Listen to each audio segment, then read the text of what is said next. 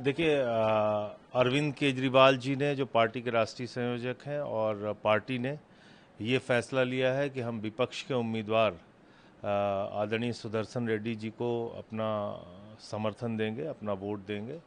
तो हमारे सारे सांसद जो हैं वो लोकसभा राज्यसभा के विपक्ष के उम्मीदवार सुदर्शन रेड्डी जी को वोट करेंगे। क्रॉस वोटिंग की भी आशंका जताई जा रही है।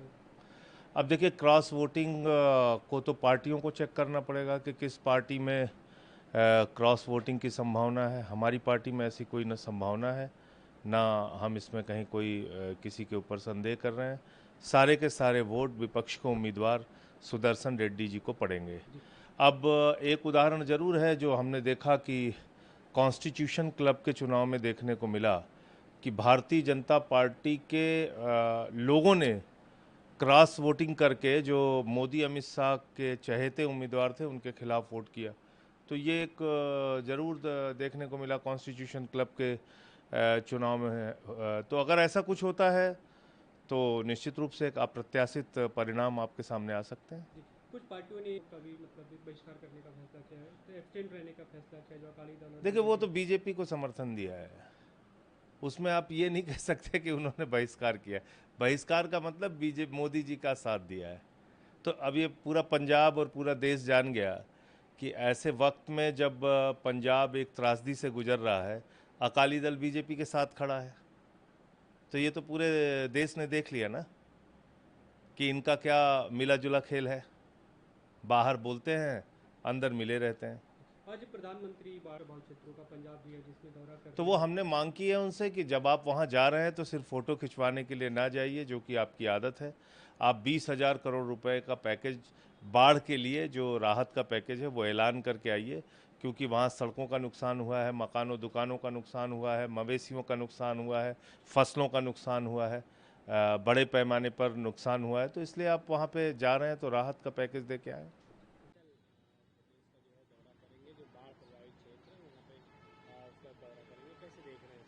जब बाढ़ की विभीषिका खत्म हो गई, नदियों का क्या नाम उतार पर है, अब उफान पर नहीं है, तब प्रधानमंत्री जी बहुत एहसान कर रहे हैं हिंदुस्तान पर कि हिंदुस्तान पहले वो आए चीन से विदेशी दौरे से, अब पंजाब जाने की वो कृपा कर रहे हैं। अरे प्रधानमंत्री जी, जन जन परेशान है हिमाचल का, कण कण परेशान है पंजाब का। वो पंजाब जिस पंजाब ने पूरे देश को हरित क्रांति में सहारा दिया, वो पंजाब जिसने पूरे देश को, जहां खाने की कमी होती है वहां लोग पहुंच जाते हैं, आज की डेट में सरकार वहां पर पहुंचने में इतना देर लगा रही है, प्रधानमंत्री वहां पर पहुंचने में इतनी देर लगा रहे हैं। ये बात कुछ हजम नहीं हुई। क्या सिर्फ हिमाचल को और पंजाब को आपने इसलिए छोड़ दिया था कि यहां पे विपक्ष की सरकारें हैं? ये आपका रवैया तो कतई उचित नहीं है। भारतीय जनता पार्टी का सरकार का रवैया कतई उचित नहीं है। जब बाढ़ की विभीषिका अपने चरम पर थी, प्रधानमंत्री जी विदेश की सैर का सुख ले रहे थे, और आज जब नदियां उतार पर आ रही हैं, प्रधानमंत्री जी वहां जा रहे हैं।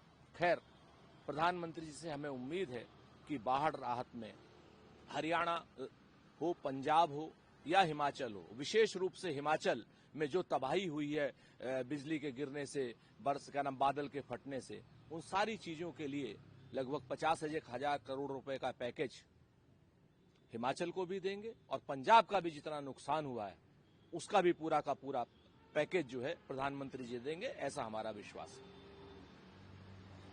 सर, आज उपराष्ट्रपति चुनाव की वोटिंग होनी है, क्या कुछ देखते हैं, कैसे देखते हैं? देखिए, लड़ाई संविधान मानने वालों की और संविधान विरोधियों की लगती है। कहीं ना कहीं एक तरफ भी सुदर्शन रेड्डी साहब हैं जो संविधान के ज्ञाता हैं, सुप्रीम कोर्ट के जज रहे हैं, जो लगातार सार्वजनिक जीवन में अन्य पदों पर भी रहे, और दूसरी तरफ वो भारतीय जनता पार्टी जिन्होंने जगदीप धनखड़ को चुना था, जिनको कि उन्होंने स्वास्थ्य कारणों का कहते हुए हटाया। आज की डेट में देश में संविधान की पुनर्स्थापना के लिए राज्यसभा में जिस तरीके की बातें जगदीप धनखड़ ने की, जिसमें न तो वो सत्ता पक्ष के हो पाए, न प्रतिपक्ष के हो पाए, न ही संविधान के हो पाए, अगर उन सारी चीजों को हटाना है तो मेरी अपील है सारे सांसदों से, चाहे वो किसी भी दल के हों, संविधान को जानने वाला, मानने वाला, समझने वाला, पदस्थापना करने वाले श्री बी सुदर्शन रेड्डी का चुनाव करें। ये चुनाव बहुत महत्वपूर्ण है। ये चुनाव संविधान को, आरक्षण को लोकसभा और राज्यसभा की मर्यादा को बचाने में एक बड़ा रोल अदा करेगा, ऐसा मेरा पूर्ण विश्वास है। मेरी पूरी शुभकामनाएं श्री बी सुदर्शन रेड्डी साहब को। सर, नेपाल में कुछ सोशल मीडिया को प्रतिबंधित कर दिया गया, जिसके बाद से वहाँ का माहौल काफ़ी ख़राब हो गया। जो जनरेशन जेड है वो लगातार वहाँ पे विरोध प्रदर्शन कर रहे, जिसके बाद से वहाँ के गृह मंत्री ने इस्तीफा दे दिया। कैसे देख रहे हैं सर? वहां पर जिस तरीके से नेपाल में बच्चों के ऊपर नेपाली सरकार ने गोलियां चलवाई और उसमें 16 से ज्यादा बच्चों की ब्रूटल हत्या हुई, पूरा का पूरा नेपाल, पूरी दुनिया, पूरा हिंदुस्तान स्तब्ध है। नेपाल हमारा पड़ोसी देश है। हमारे पड़ोसी देश में इस तरीके की अस्थिरता और अशांति हमारे देश के लिए भी घातक है। जिस तरीके से वहां पर अराजकता हुई, चाहे वो भ्रष्टाचार के खिलाफ है या यूट्यूब या सोशल मीडिया के प्लेटफॉर्म्स को बैन किए जाने के खिलाफ है, या लोकतंत्र पूरी तरीके से वहां पर जमा नहीं है उसके खिलाफ है, ये अपने आप में स्तब्धकारी है। और इसमें कहीं ना कहीं जो है बच्चों को शांति से समझाए सरकार। एक चीज तो तय है कि नेपाल के गृह मंत्री में नैतिकता तो है। भारत की सरकार के अगर मंत्री, चाहे जैसे रेल मंत्री, तमाम सैकड़ों दुर्घटनाएं हो चुकी हैं, लेकिन उन्होंने कभी नैतिकता के आधार पर इस्तीफा नहीं दिया। कम से कम नेपाल के गृह मंत्री में इस नैतिकता है, उन्होंने नैतिकता का लेते हुए इस्तीफा तो दे दिया। भारत की सरकार के मंत्रियों को कम से कम इस नैतिकता से तो सीखना चाहिए। सर, जो सोशल मीडिया प्लेटफॉर्म जो प्रतिबंधित किए गए थे, अब उसके ऊपर जो प्रतिबंध हटा दिया गया है, तो पहले क्यों लगाया नेपाल ने? क्यों 17 बच्चों को मार दिया? इन बच्चों की बलि क्यों ली? इन बच्चों की हत्या की जिम्मेवारी कौन लेगा? कौन से लोग हैं जो इसके पीछे हैं? कौन सी ताकतें हैं जो इसके पीछे हैं? इन सारी चीजों का खुलासा होना चाहिए। मेरी नेपाल की जनता, वो भी हमारे भाई लोग हैं, उनसे अपील है कि शांति और संयम का परिचय दें। हमारे और आपके बच्चे अगर एक बार गए सरकार की गोली से या किसी की भी गोली से, वापस नहीं आएंगे। नेपाल की सरकार को चाहिए कि ऐसे प्रदर्शनों को संयम के साथ, ऐसे प्रदर्शनों को संयम के साथ होने दे, बल प्रयोग कम से कम करे, क्योंकि वो बच्चे मांग कर रहे हैं, वो बच्चे अपराधी नहीं है। अपराधियों के खिलाफ बर्बर कार्रवाई करे तो समझ में आती है, लेकिन साधारण से छोटे छोटे 20-20 साल, 17-17 साल के बच्चों के साथ जो नेपाल की सरकार ने बर्बर कार्रवाई की है, इसकी कड़ी निंदा होनी चाहिए। सर, बिहार में जो SIR चल रहा, उसको देखते हुए सुप्रीम कोर्ट ने आदेश दिया है कि पहचान प्रमाणों की सूची में आधार को 12वें दस्तावेज के रूप में माना जाए। ये सुप्रीम कोर्ट के इस आदेश का तहे दिल से स्वागत है। यही बात हम पहले दिन से कह रहे थे, लेकिन भारतीय जनता पार्टी और उनका इकोसिस्टम कहीं ना कहीं हमारी बात को मिस कोट कर रहा था कि हम SIR के खिलाफ हैं। हम SIR के खिलाफ नहीं, उसके समय के खिलाफ थे। उसमें आधार को मान्यता न देने के जो चुनाव आयोग का एक बर्बर फैसला था, उसके खिलाफ थे। अब चुनाव आयोग के ऊपर एक करारे तमाचे के रूप में यह आदेश जो सुप्रीम कोर्ट ने दिया है, हम इसका तहे दिल से स्वागत करते हैं। और हम उम्मीद करते हैं कि अब चुनाव आयोग सीखेगा और चुनाव आयोग मरे हुए लोगों को वोटर लिस्ट में जिंदा नहीं करेगा और जिंदा लोगों को वोटर लिस्ट में मारेगा नहीं। और चुनाव आयोग कम से कम चुनाव कराएगा, अपनी सीमाओं में रहेगा, पारदर्शी तरीके से काम करेगा और लोक हित के लिए और संविधान हित के लिए काम करेगा। भारतीय जनता पार्टी के हित के लिए काम नहीं करेगा। सर, जिस तरह से देखा गया श्री राम स्वरूप मेमोरियल विश्वविद्यालय में जो घटना घटी, वहाँ पे जो छात्रों ने आरोप लगाया था कि जो जिस चीज़ की वहाँ मान्यता नहीं है उस चीज़ को वहाँ किया जा रहा है, जिसके बाद से मुख्यमंत्री योगी आदित्यनाथ ने ऐसे विद्यालयों को चिन्हित किया है और जांच के आदेश दिए हैं, कड़ी कार्रवाई का। क्या ABVP को लाठी लाठी पिटवाने के बाद आप इस तरीके की जांच के आदेश दे रहे हैं?